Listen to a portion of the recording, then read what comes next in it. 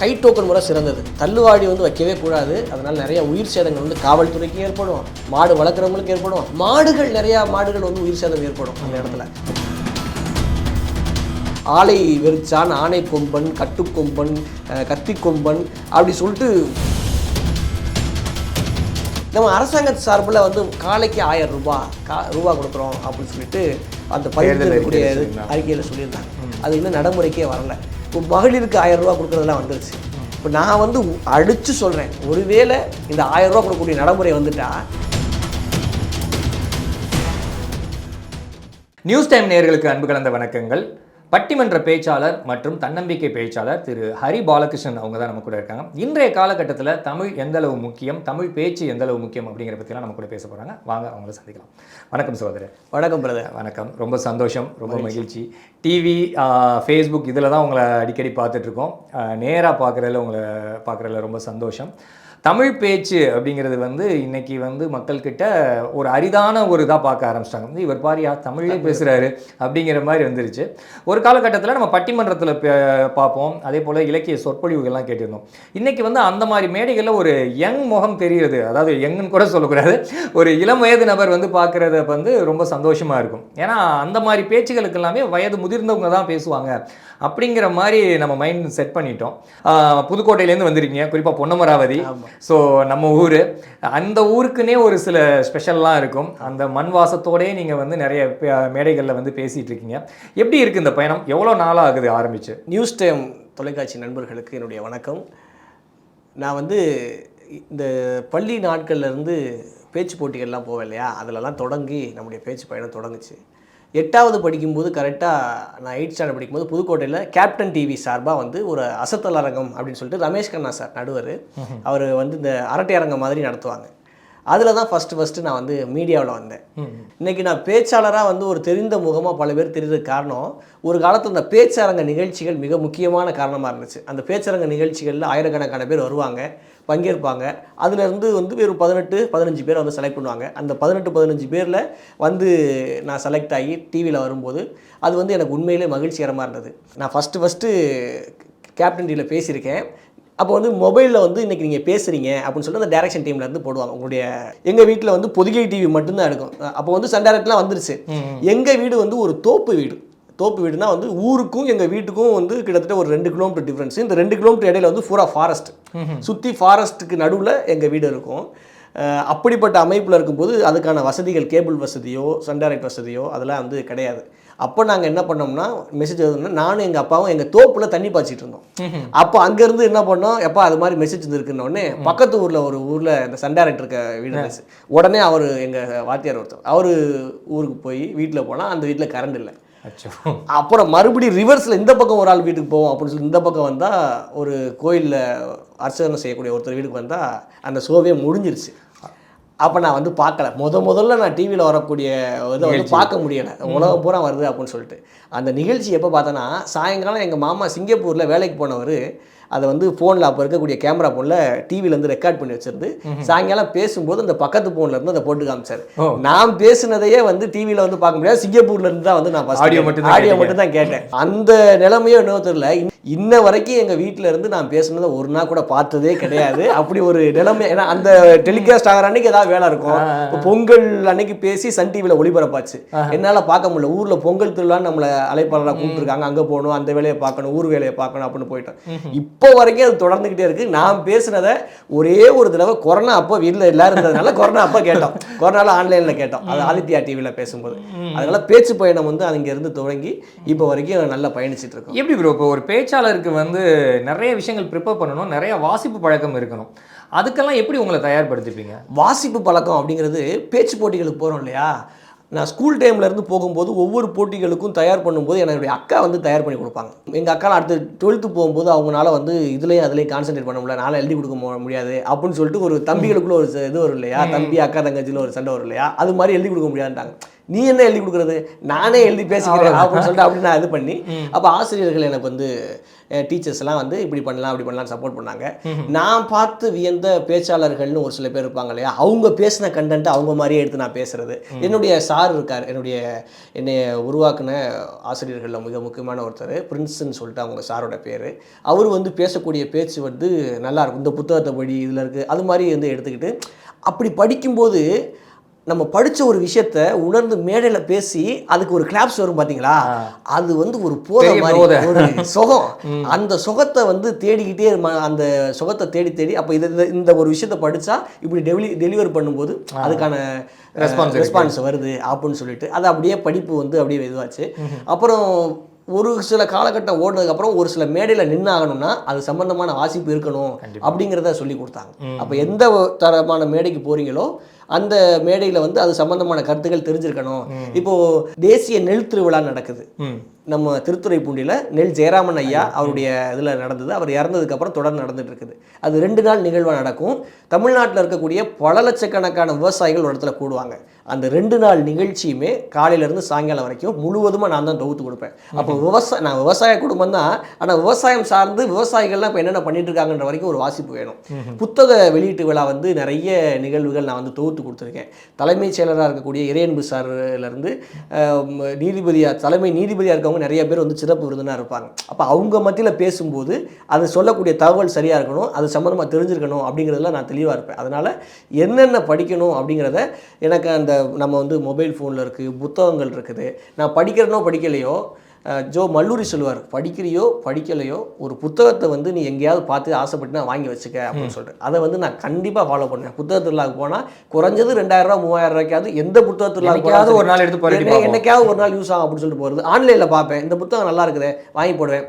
அதை வந்து ஒரு 10 நாளைக்கு தொடவே மாட்டோம், அது வேறு விஷயம். எப்போ நேரம் கிடைக்குதோ அதை யோசனை வந்து எடுப்போம். ஆனால் பிடிச்சிருச்சுன்னா புத்தகத்தை வாங்கி போட்டுருவேன்.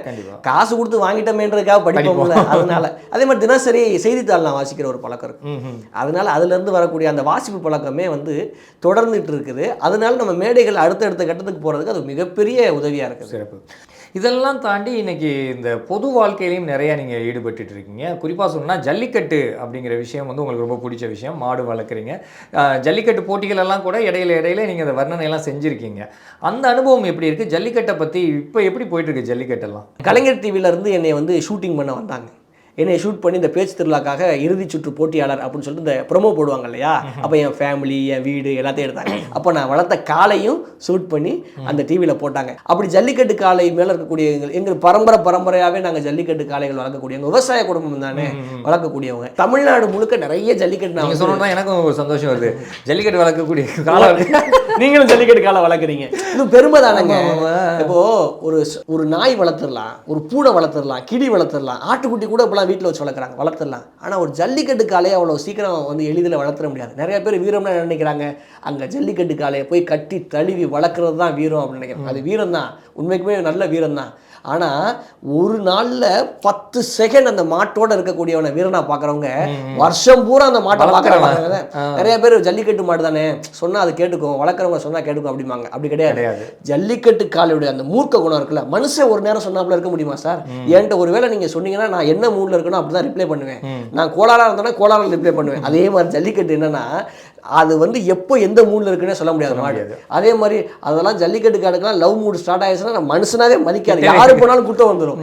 அப்போது காளைகளை வளர்க்குறதுன்றது ஒரு கலை, அது ரத்தத்தில் ஊறி இருக்கணும். சாதாரணமாக யாருனாலையும் பண்ணிட முடியாது. இப்போ நீங்கள் வந்து செய்தி துறையில் இருக்கீங்க, ஊடகத்துறையில் இருக்கீங்க, நீங்கள் ஜல்லிக்கட்டு காலை வளர்க்குறீங்க, இப்போ ஒரு பெருமை இருக்குல்ல, ஒரு இனம் புரியாத மகிழ்ச்சி இருக்குல்ல, அந்த மகிழ்ச்சி அதை வளர்த்து பார்க்குறவனுக்கு தான் தெரியும். அது வளர்த்து ஒரு களத்தில் போய் அவுத்து அது புடிமாடாக ஒரு பெரிய போதை, அது ஜெயிக்குது தோக்குது. ஆனால் நம்ம மாடு அந்த அத்தனை பேர் லட்சக்கணக்கான பேர் மத்தியில் தாவி வரக்கூடிய அந்த பார்க்குற சந்தோஷம் இருக்குது பார்த்தீங்களா, அது மாதிரி ஒரு போதை வந்து இந்த நல்ல போதைகள் வந்து எப்பவுமே நமக்குள்ள, நான் சொன்னேன் இல்லையா, நம்ம ஒரு விஷயத்த சொல்லி 10 பேர்ட்ட கைத்தட்டு வாங்குறது, நம்ம ஜல்லிக்கட்டு காலையா நம்ம பேர் சொல்லி அவுத்து அது வந்து வாடியில் வர்றது, அதெல்லாம் வந்து ஒரு மிகப்பெரிய போதை. எவ்வளோ சிரமங்கள் இருக்குது இந்த மாடு வளர்க்குறதுல? ஜல்லிக்கட்டு காளைகள் வளர்க்குறதுடைய சிரமம் வந்து இப்போ எங்களுக்கெல்லாம் வயல் பகுதி. நாங்கள் வந்து எங்கள் அப்பா தான் சொல்லப்போனால், நான் வந்து எப்போ வீட்டுக்கு போகும்போது அதை பார்க்குறதோட சரி. ஆனால் வந்து எங்கள் அப்பா வந்து அதை தொடர்ந்து மேய்க்கிறதாகட்டும், கட்டி வைக்கல் போடுறது அது இருக்குது. இப்போ நிறைய பேர் வறுமை கோட்டுக்கு கீழே இருக்கவங்க நிறைய பேர் வளர்க்குறாங்க. வறுமை கோட்டிற்கு மேலே இருக்கவங்க கூட வளர்க்குறதுக்கு சிரமப்படுறாங்க. காரணம் என்னென்னா, இன்றைக்கி ஒரு மூடை நெல் 1200 ஆனால் ஒரு மூடை தவிடு 3000 அந்த நெல்லில் இருந்து தவிடு.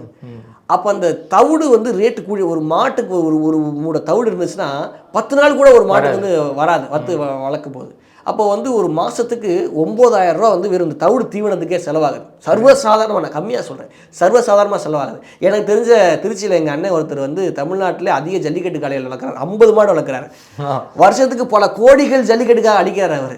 இதெல்லாம் ஒரு விதமான, இந்த மாதிரி மக்கள் நிறைய பேர் இருக்காங்க. அவங்க சக்திக்கு ஏற்ற மாதிரி செலவு பண்ணிட்டு தான் அவங்க வீட்டுக்கு பெத்த பிள்ளைக்கு வந்து ஒரு தீனி வாங்கிட்டு கொடுக்க மாட்டாங்க. ஆனால் ஜல்லிக்கட்டு காளைக்கு வாழைப்பழமும் கடலை மிட்டாய் வாங்கி முகத்தை பார்க்க முடியும்.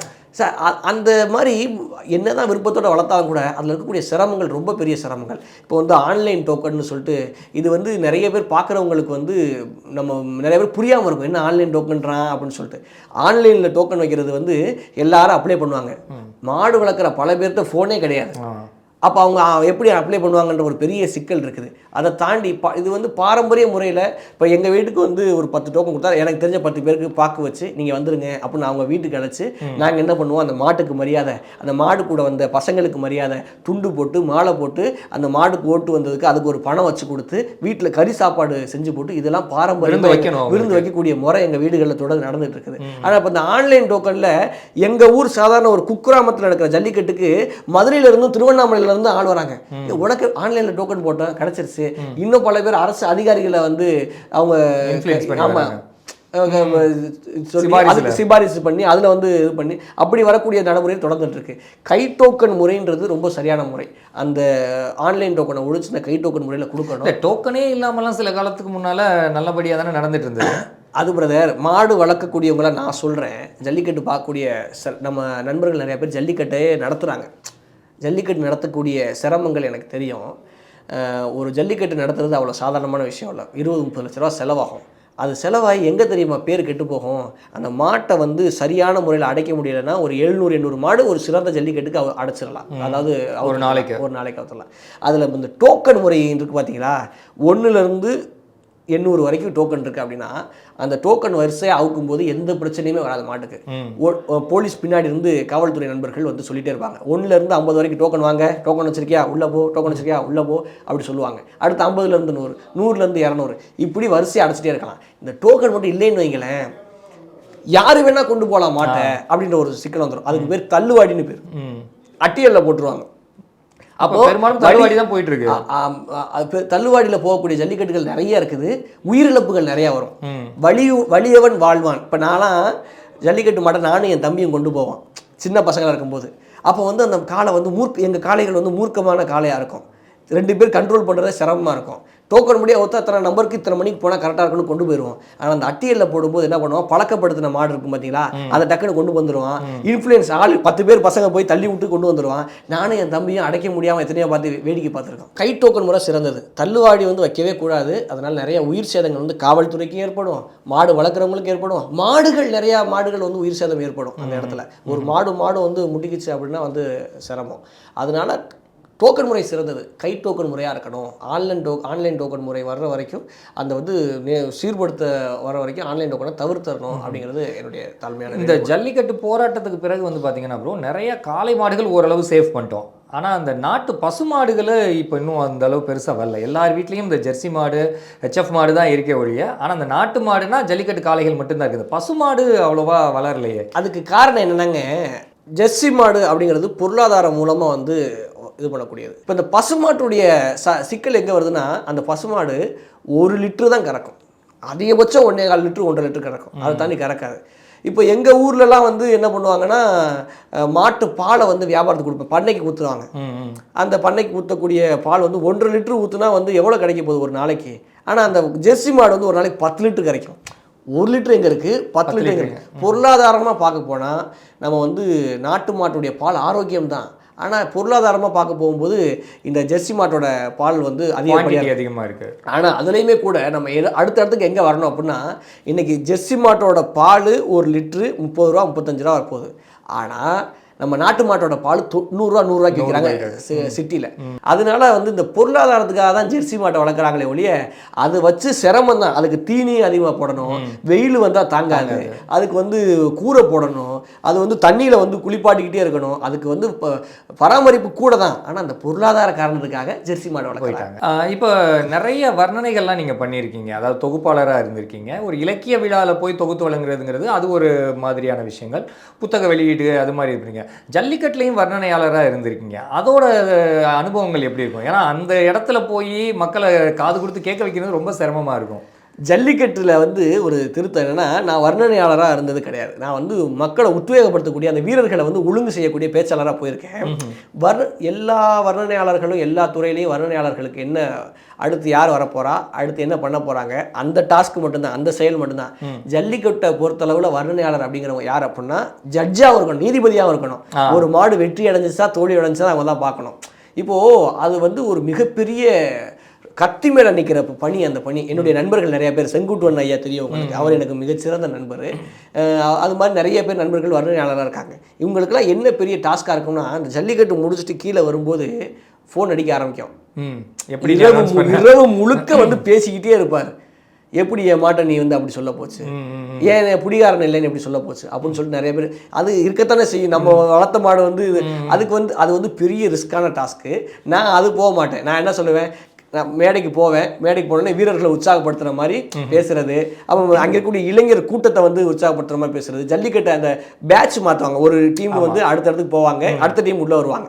அப்போ அந்த கேப்பை வந்து நான் வந்து ஃபில் பண்ணி பேசுவேன். இப்போ நான் கலரை வச்சு கலர் பூசி விளையாடுறதுக்கு நம்ம என்ன வடநாட்டு பசங்களா, உயிரை வச்சு உயிராக நினைக்கிற மாட்டோட ஜல்லிக்கட்டு விளையாடுற தமிழ்நாட்டுக்கார பசங்களா அப்படின்னே பசங்களாம் ஜாலியாக கைதட்டு உள்ள வருவாங்க. வரக்கூடிய சிங்கம் திமிழ் பிடிச்ச காளையா திமிரு பிடிச்ச பசங்களான்னு பார்த்துருவோமா அப்படின்னு பசங்க அப்போ ஒரு ஆரவாரம். நான் கேட்பேன், காதலியின் கையை பிடித்து நடப்பதை விட காளையின் கயிறை பிடித்து நடப்பது வாழ்க்கையில பெருசுன்னு இருக்க கூட்டம் அப்படின்னோடனே அந்த கூட்டம் இருக்கும். அப்ப அந்த பசங்க செய்யக்கூடிய ஆர்வம் இருக்கு பாத்தீங்களா. உண்மைக்குமே அந்த ஜல்லிக்கட்டுல இருக்கக்கூடிய பசங்க அது அந்த அவ்வளவு உணர்வோடு இருப்பாங்க. அந்த பேசக்கூடியதை கேட்பாங்க. நான் கூட யோசிப்பேன், எல்லாரும் ஒவ்வொரு ஆளும் ஒவ்வொரு மூடில் இருப்பான். அவனுடைய லட்சியம் கூட வந்து இந்த வேடிக்கை ஜல்லிக்கட்டை பார்க்கணும் தான். நம்ம பேச்செல்லாம் எப்படி கேட்பாங்க அப்படிங்கும்போது, ஆனால் மக்கள் அதை வந்து ரசிப்பாங்க, நம்ம பேசுகிறத கேட்பாங்க. நான் வந்து அந்த நாட்டு மாட்டு காளை இனங்கள் இருக்குது பார்த்தீங்களா, ஒரு மேடையிலலாம் வந்து அந்த கிட்டத்தட்ட 90க்கும் மேற்பட்ட காளை வகைகள் இருக்குது.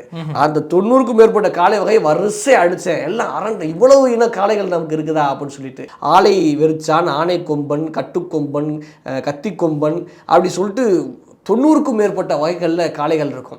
அது ஒவ்வொரு பேருமே வந்து அகர வரிசையில் ஆரம்பித்து தமிழில் இருக்கக்கூடிய எல்லா வரிசையிலையும் காளைகள் இருக்குது. அந்த காளையுடைய பேரை நம்ம கணிக்கலாம்.